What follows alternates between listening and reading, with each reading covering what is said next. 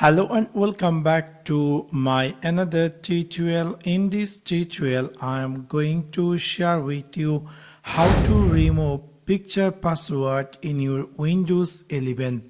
So let's take a look how to do that.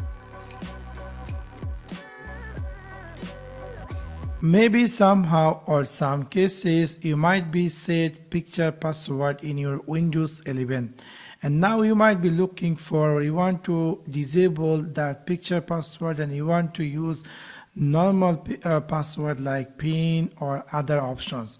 So somehow or some case you want to remove picture password in your Windows 11. In order to do that, it's really very easy and simple. You need to go in your Windows 11 start menu, just right click over on it and click here settings. After click over settings, in the left side you will find here something say accounts. After click over accounts, on the right side you will find here something say sign in option. After click over sign in option, you will find here something say picture password.